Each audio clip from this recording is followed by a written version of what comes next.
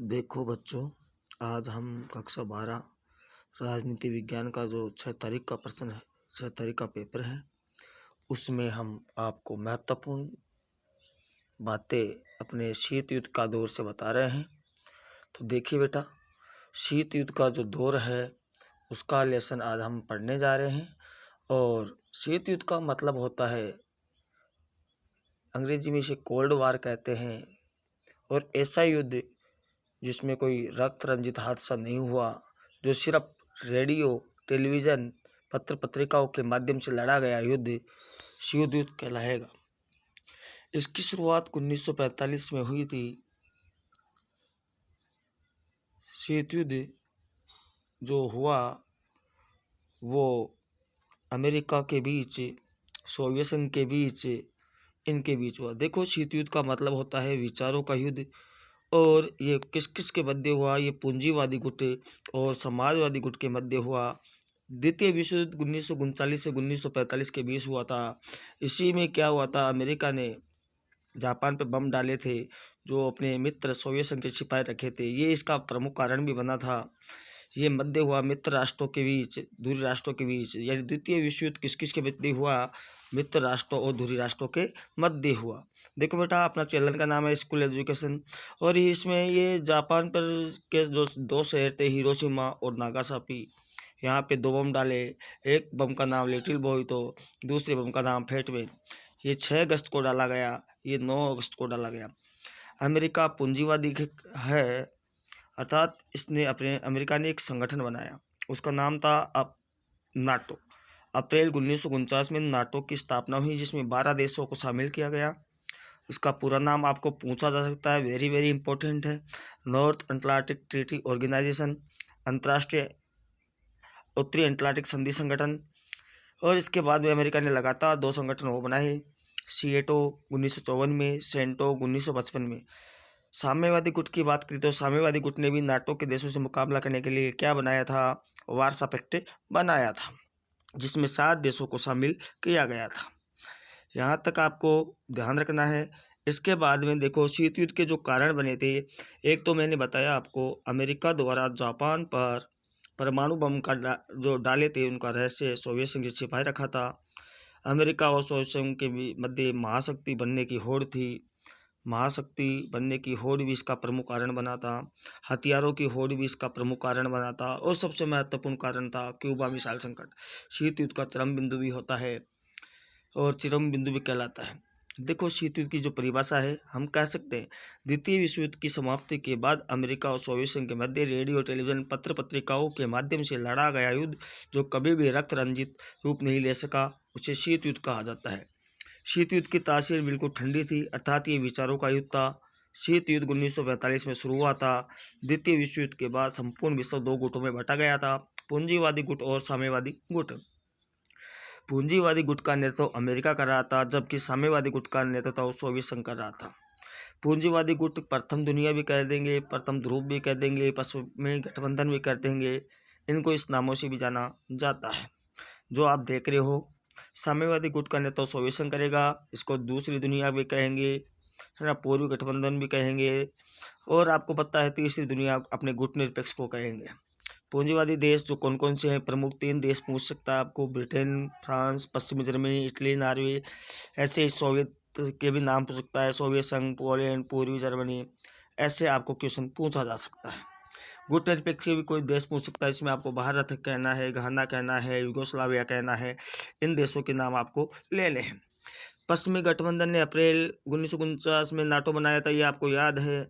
NATO के अंदर में 12 देश, तो ये भी याद है ना। बताओ, और वार्सा पैक्ट बनाया था सोवियत संघ के देशों से मुकाबला करने के लिए। किसने बनाया था वार्सा पैक्ट? सोवियत संघ ने बनाया था। कब बनाया था? 1955 में बनाया था। क्यों बनाया था? आपको पूछा जा सकता है, क्यों बनाया था? नाटो के देशों से मुकाबला करने के लिए। इसका प्रमुख उद्देश्य क्या था? नाटो के देशों से क्या करना? मुकाबला करना। अब देखो, सबसे महत्वपूर्ण है क्यूबा मिसाइल संकट। आपको पता है, क्यूबा की बात करें तो ये क्यूबा अमेरिका से के तट से लगा हुआ एक देश है, जिस पर सोवियत संघ का था साम्यवादियों का शासन है। इसको सोवियत संघ आर्थिक सैनिक सहायता देता है ना। बताओ, अप्रैल 1949 में सोवियत संघ के नेताओं को चिंता हुई कि कहीं अमेरिका क्यूबा पर अधिकार नहीं के लिए, तो उसने सोवियत संघ के जो राष्ट्रपति थे या नेता थे निकिता क्रुश्चेव, उसने फिदेल कास्ट्रो जो क्यूबा का राष्ट्रपति था उससे मुलाकात की और क्यूबा के अंदर मिसाइलें करने का फैसला किया। भाई क्यूबा में 1962 में मिसाइलें तैनात कर दी गई। मिसाइल तैनात करने के बाद अब अमेरिका सीधा निशाने पर आ गया, अर्थात सोवियत संघ अब अमेरिका के 2/3 भाग को समाप्त कर सकता था। इसकी जानकारी अमेरिका को लगभग 3 सप्ताह बाद पता लगी, यानी 21 दिन। तो सोवियत संघ और अमेरिका को ऐसा लगा कि फिर अब एक बार तीसरा विश्व युद्ध होने जा रहा है, लेकिन अमेरिका के राष्ट्रपति जॉन एफ कैनेडी ने धैर्य से काम लेते हुए सोवियत की तरफ जाने वाले जहाज़ों को लोहे की जंगी बैटों द्वारा रोक दिया गया।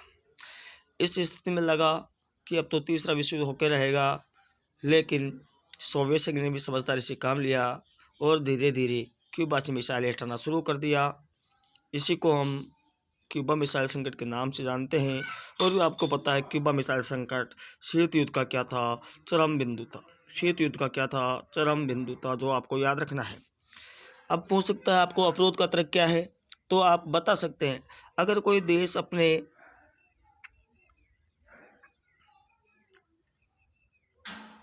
अपने जो युद्ध है उस पर आक्रमण यानी दूसरे देश पर आक्रमण करके उसके परमाणु हथियारों को नाकाम करने की कोशिश करता है, फिर भी उसके पास दूसरों को बर्बाद करने लायक हथियार बच जाएंगे, तो उसे अवरोध का तर्क या रोक या संतुलन भी कहते हैं। साम्यवादी चीन का 1950 के दशक में सोवियत संघ से थोड़ी अनबन हो गई थी, इसको भी याद रखना है। इसके बाद में आपको साम्यवादी चीन व सोवियत संघ के मध्य 1969 के अंदर में भूभाग पर आधिपत्य की को लेकर छोटा सा क्या हो गया, एक गृह युद्ध हो गया। महाशक्तियाँ अपने से छोटे देशों से गठबंधन इसलिए करती थी कि एक तो वहाँ पे वो सैनिक ठिकाने स्थापित करती थी, एक वो उनकी आर्थिक मदद लेती थी, और उनकी भूमि पर खनिज तेल इनका उपयोग करने के लिए वो महाशक्तियाँ अपने से छोटे देश जितने भी है उन पर क्या कर लेती थी, अधिकार कर लेती थी। अब है आपके टॉपिक शीत युद्ध के दायरे। शीत युद्ध के दायरों से हमारा ऐसे क्षेत्रों से होता है जहाँ विरोधी खेमे हैं, उन देशों के बीच संकट के अवसर आए, युद्ध हुए या इनके होने की संभावना हुई, लेकिन बातें एक हद से ज़्यादा नहीं बढ़ी, यानी युद्ध का रूप नहीं ले सकी। इस दौरान 3 संकट आए। एक कोरिया संकट जो 50 से 53 के बीच चला, एक बर्लिन संकट जो 58 से 62 के बीच चला, और एक कांगो संकट जो 1960 के दशक में चला। इसके बाद में अपन देखते हैं ट्रूमैन का सिद्धांत क्या है। ये अमेरिका के राष्ट्रपति द्वारा दिया गया था, जो 1947 में साम्यवाद के प्रसार को रोकने के लिए सिद्धांत दिया था। यानी ट्रूमैन का सिद्धांत आपको पूछा जा सकता है, महत्वपूर्ण है। अमेरिकी राष्ट्रपति था 1947 में, उसका नाम था ट्रूमैन। उसने साम्यवाद के प्रसार को रोकने के लिए एक सिद्धांत दिया, वो ट्रूमैन का सिद्धांत कहलाया। मार्शल प्लान क्या है? पश्चिमी यूरोप के पुनर्निर्माण में के मध्य अमेरिका ने जो सहायता दी वो मार्शल प्लान कहलाती है। 1954 में 17वीं समानांतर रेखा द्वारा वियतनाम का विभाजन भी कर दिया गया। अमेरिका 1954 में सीएटो का गठन करता है, जो पहले बता दिया आपको। 1955 में बगदाद समझौते पर द्वारा हुए अमेरिका ने सेंटो का क्या किया, गठन किया।